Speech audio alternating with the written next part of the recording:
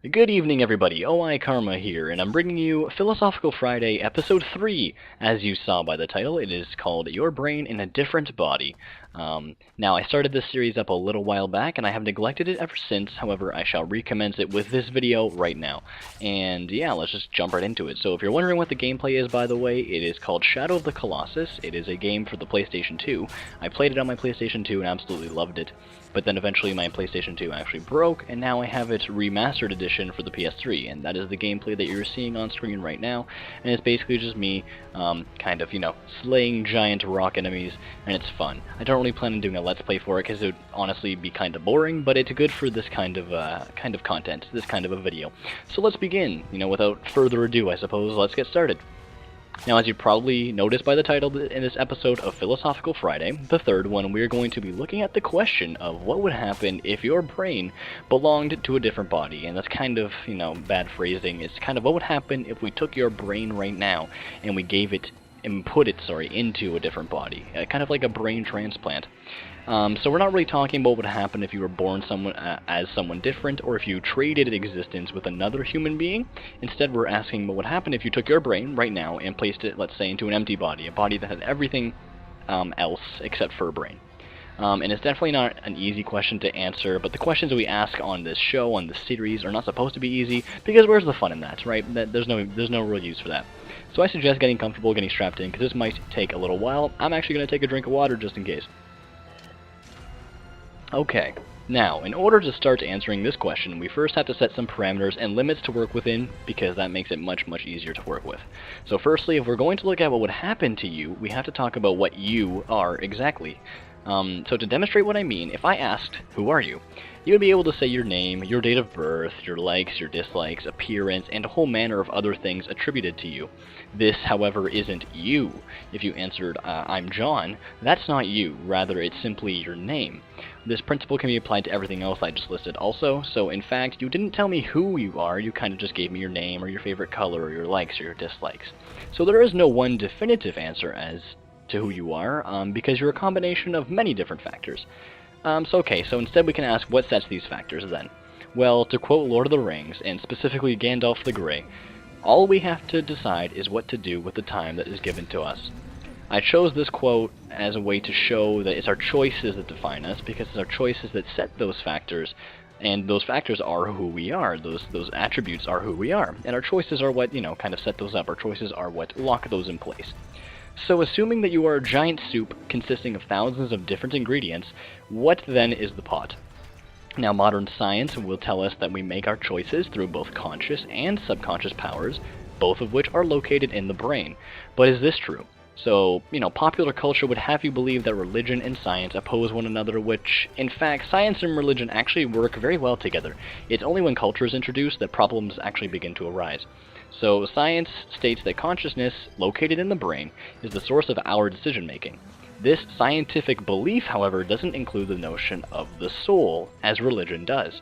Another way to put it is that you have probably heard someone compare thinking with your brain versus thinking with your heart. This is mind versus soul, and it's an idea that we must acknowledge before continuing. What truly makes the choices that affects our factors of life? Is it our consciousness? Is it our soul? Is it both? Or maybe one of them doesn't exist? Maybe neither of them exist. But for the purpose of this video, we'll explain it this way. The soul lives in this body, in this time period, and exists in a different form, in some other dimension, or even other universe, perhaps. The brain, however, is much more finite than the soul, and for this reason is unique to you in this time period, in this universe, so it's the thing we're going to use to answer our question for now. Okay, now that little thing is out of the way, we can begin to really dive into the question. With the assumption that the consciousness that is you exists in your brain, if we were able to successfully put your brain into the skull of a different person or a different body, there are a few outcomes that immediately come to mind. Firstly, and presumably the most obvious outcome, is that you would open your eyes in a new body, but everything else about you would be the same.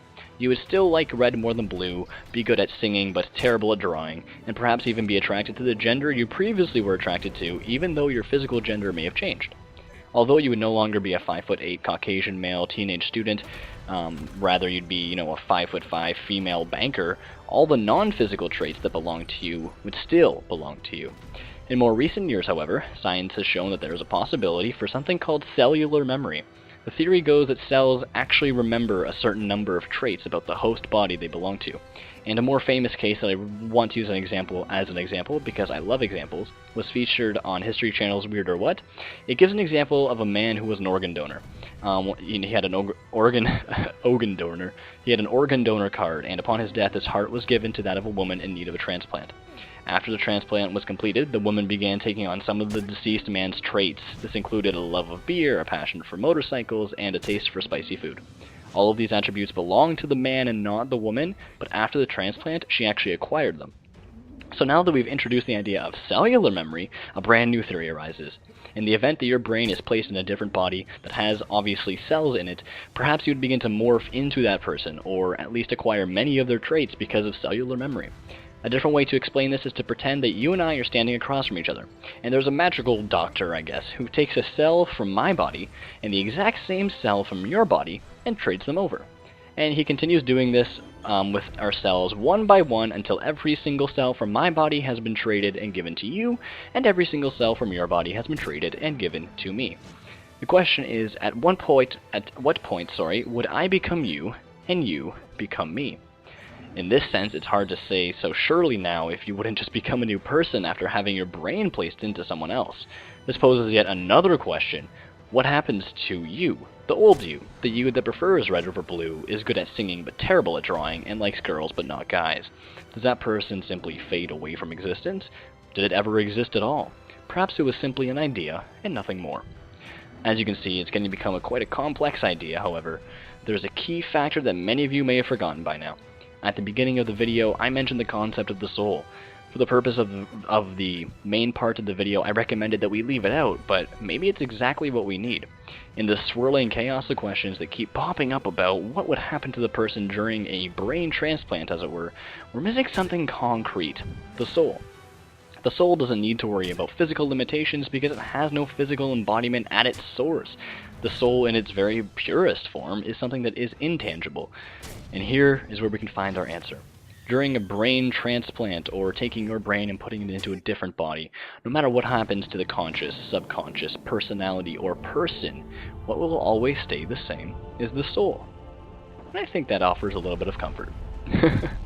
So thank you all for watching. I hope that you enjoyed. Of course, this video is not intended to be a definitive answer to the question at hand. It's rather my thoughts and opinions on the matter. So if you have your own ideas, feel free to share them in the comment section below, or send me a personal message, or, I don't know, write me a letter. I love falcons delivering me letters, guys. It's never happened yet, and I'm waiting for the day that I get a letter given or sent to me, being carried by a falcon, you know, written on papyrus. I would love that. Can't wait.